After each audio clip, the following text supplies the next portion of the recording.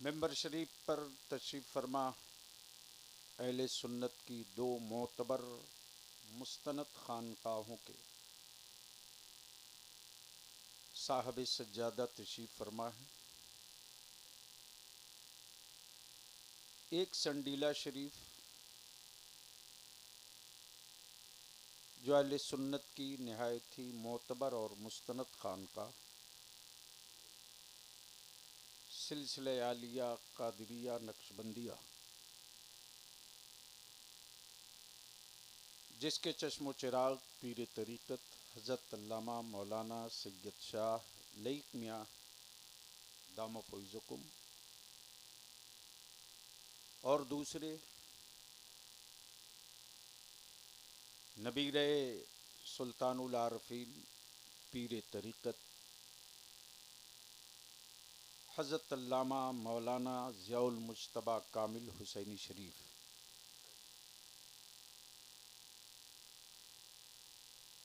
मुझसे पहले खतीबुल हिंद हज़रत अल्लामा मौलाना ज़िया अज़हरुल कादरी की आवाज़ पर, उनकी तहरीक पर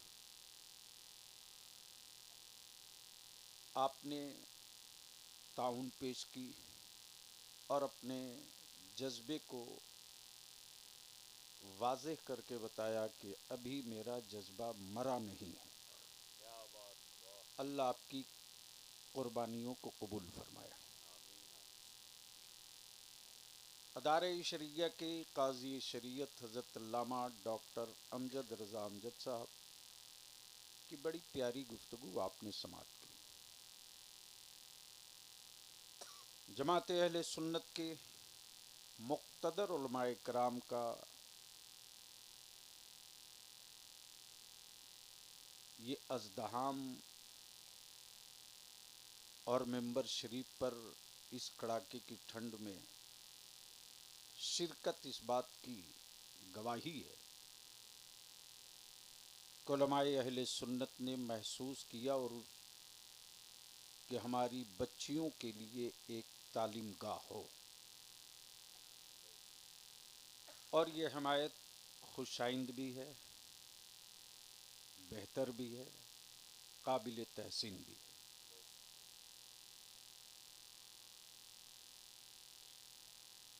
अदारे शरिया की दो चंद मोतबर शख्सियात तशरीफ़ फरमा हैं। काजी शरीयत इदारे शरिया मोतिहारी हज़रत अल्लामा मौलाना मुफ्ती मोहम्मद रज़ा साहब और इदारे शरिया के हर बड़े फैसले के मशीर भी, वज़ीर भी, सलाहकार भी, बाजू भी, कायद मिल्लत हज़रत अल्लामा मौलाना खालिद खान साहब। हमें लगता है कि इस कड़ाके की ठंड में अब किसी बड़े खिताब की ज़रूरत नहीं है। कुछ तबसरा है, हो सकता है कड़वा हो।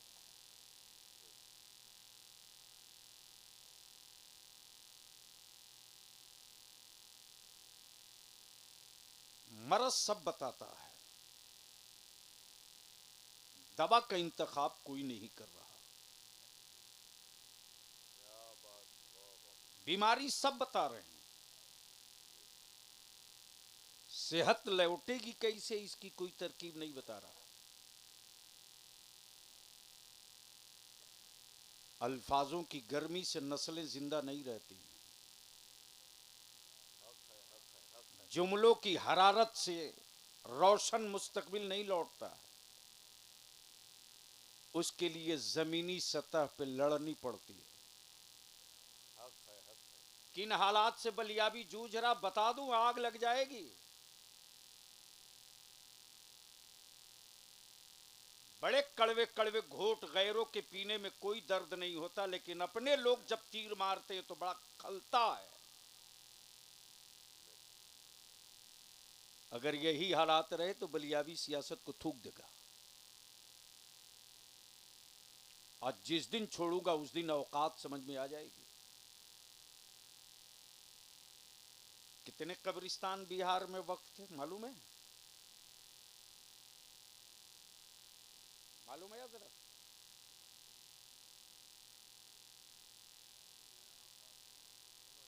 मुर्दे हमारे बाप थोड़ी गड़े हैं, बोलने से पहले सोचना चाहिए।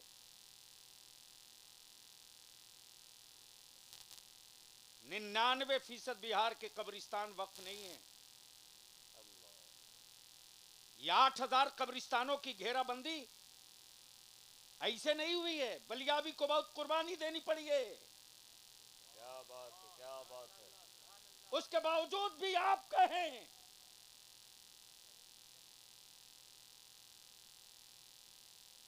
बहुत झेलता हूं। बेसाइज के पैजामा वालों की औकात नहीं, जूता रख दूंगा तो नस्लें दब जाएंगी। लेकिन खैरों में दम नहीं था, भाई थे तब मुझको बेइज्जत कर रहे हैं। अब बच क्या गया जी जनाब? बलियाबी के जुमले बेचकर रोटियां खाने वाले, बलियाबी की तकरीरों की सीढ़ी बजाकर नजराना वसूलने वाले, वो अगर कुछ कहते हैं तो लगता है, बहुत लगता है। जो काम 50 साल में नहीं हो सका था ना, औकात थी। मदरसे के फारिगीन के, मदरसा बोर्ड के फारिगीन को कॉलेज स्कूल के सनद के बराबर करा देता।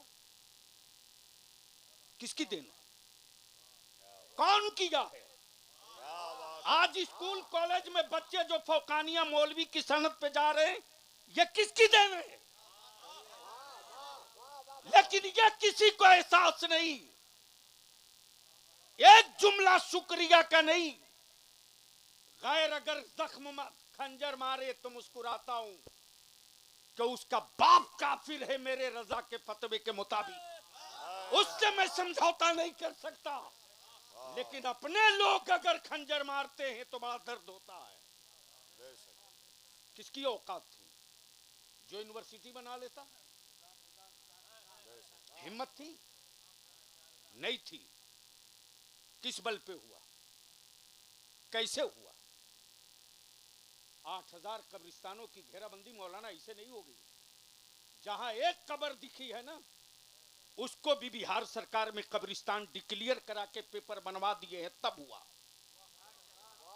ऐसे नहीं हुआ।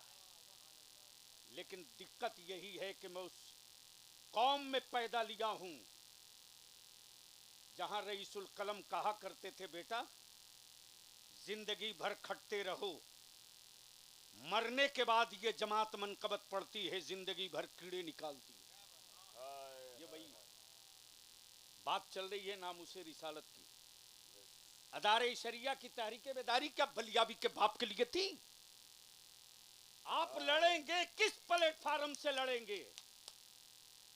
कौन आपकी आवाज सुनेगा? कौन सा झंडा आपके पास है?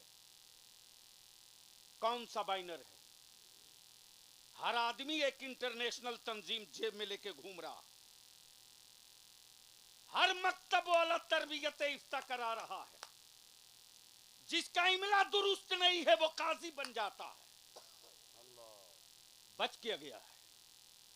गैरों से लड़ने की औकात माइक पे हो सकती है, जमीन पे नहीं। दुनिया बहुत बदल चुकी है। हिकमत अमली की जरूरत है, और हिकमत अमली के लिए सबसे पहले बरसों से चिल्ला रहा हूं। क्या वो दिन याद नहीं आपको जब मैं घूमकर पागल की तरह सीतामढ़ी, मुजफ्फरपुर, वैशाली और इसी मोतिहारी में मसाजिद और मदारिस के सर्वे के लिए पागल की तरह मैं घूम रहा था? सुन्नियों मस्जिदें गिनो, सुन्नियों मदरसा गिनो।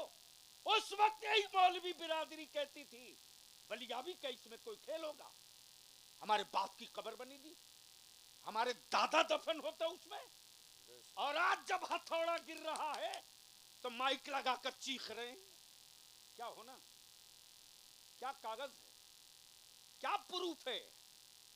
इसी के लिए 25 साल पहले, सैयद साहब याद है आपको? 25 साल पहले से आंख अगर न देख सके कि आने वाले 10 साल आगे क्या होने जा रहा है मुल्क में, उस आदमी को सियासत की बात नहीं करनी चाहिए, पान की गुमटी खोल लेना चाहिए। 25 साल पहले मैंने महसूस किया था कि आने वाले दिनों में क्या होने जा रहा। 25 साल पहले डायरेक्टरी बनाने के चक्कर में था कि उसका कागज जमा कर ले, पेपर जमा कर ले, ताकि आने वाले दिनों में वो दस्तावेज हो जाए। हमारी अवाम ने हमारा साथ नहीं छोड़ा, आलिम हमारा साथ छोड़ा है, आलिम हमारा साथ छोड़ा है। उलमा बिरादरी अगर साथ खड़े हो जाएं, अवाम की क्या बात है साहब। आपने कहा एकेडमी बनाएंगे, जौहर एकेडमी। हमारे लोगों ने यह नहीं देखा कि उनके बेटों को रोटी कल मिलेगी कि नहीं मिलेगी, लेकिन नस्लों के मुस्तकबिल के लिए 50,000 और 75,000 लेकर खड़े हो गए। हमारी आवाम कहां मेरे साथ खड़ी नहीं रही। फैसला हमको करना है कि हम अपनी आवाम के साथ कहां खड़े रहे, इस पर आना पड़ेगा। नारे तकबीर, नारे रिसालत, फैजाने कायदे अहले सुन्नत, अताए मुफ्ती आज़म हिंद, हुजूर गाज़िए मिल्लत अल्लामा गुलाम रसूल साहब क़िबला बलियावी। मैं जानता हूं कि जो कौम प्यार से एक बोली बोल दे, जिस कौम के बीच अगर कोई मोहब्बत से एक बोली बोल दे, अरे इससे बढ़कर क्या हो सकता है। इस कौम का भोलापन। इलेक्शन में टोपी पहन के आकर बोल दिया अस्सलाम अलैकुम, तो मुसलमान उसी में मस्त है। अरे सलाम किया भाई, क्या बात है।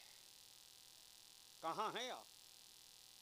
झोला लेके घूमते रहिएगा वैसे ही जैसे लोकसभा में घूमे हैं। आंकड़ों का खेल है, खत्म हो चुके हैं। रात दिन खून जला रहा हूं। मैं जो हाजिर हुआ था सीयत था, हजरत अल्लाह खाली साहब से भी मैंने अर्ज किया था कि मेरे साथ थोड़ी दिक्कत है। मैं तो अपनी जमात का झगड़ा सलटाते सलटाते पागल बन चुका हूं। अभी भाग करके मुझको गिरिडीह जाना होगा। एक बहुत बड़ा हल्का आपस में लड़ गया है। कहां पंचायत के लिए जाएगा, किसके यहां जाइएगा? और माफ कीजिएगा, झगड़ा अवाम का नहीं, आलिमों का है। इनकी पंचायत कौन करेगा? है कोई जो कर दे? इसलिए कि कोई हजरत किसी से कम है ही नहीं। कोई एक तो बता दीजिए जिसके पीछे चलना हो, हम भी तैयार हैं। मत चलिए मौलाना खालिद के पीछे, मत चलिए डॉक्टर अमजद के पीछे, छोड़िए बलियाबी को। मोतिहारी में ही किसी को तय कर दीजिए कि इनके पीछे चलना है, हम भी झंडा लेके चलेंगे। एक आदमी निकाल दीजिए, एक आदमी निकाल दीजिए। अहले सुन्नत का हर घर से मैं नौजवान निकाल दूंगा।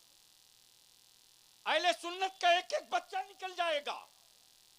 इसलिए कि मैं जानता हूं कि जो भोली कौम दुनिया के सियासी पार्टियों का झंडा लेकर अपने खरच से निकल सकती है, इस कौम को मुस्तफा की अजमत समझा दो तो ये कौम झंडा लेकर के नहीं, अपने नबी की रिफात के लिए सरों को झंडा बनाकर नारे तकबीर, नारे रिसालत, तहफ्फुज़े नामूसे रिसालत।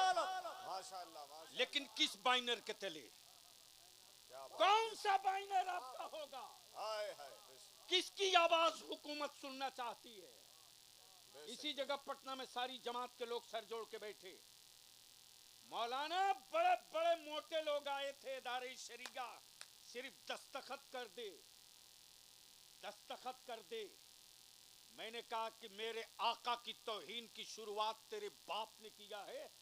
तेरी 7 पुश्तों तक लड़ने की कसम अरशदुल कादरी ने खाई थी, उसकी एक एक सिपाही तेरे 10 पुश्तों तक लड़ने को तैयार है। मसला यहाँ है, आखिर कौन सा प्लेटफार्म है जिस प्लेटफार्म से आप आवाज उठाइएगा? बता दीजिए एक प्लेटफार्म, हम भी उसका मेंबर बन जाएंगे।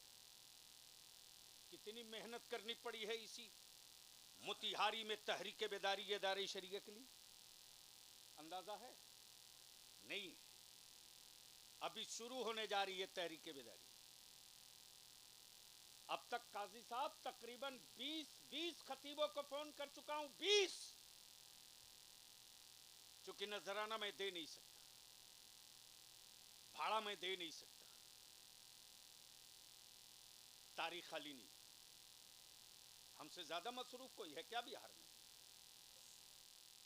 लेकिन मैं अब कैसा पागल हूं कि अपना सब कुछ दांव पे लगा देता हूं। किसके लिए? जमात के लिए।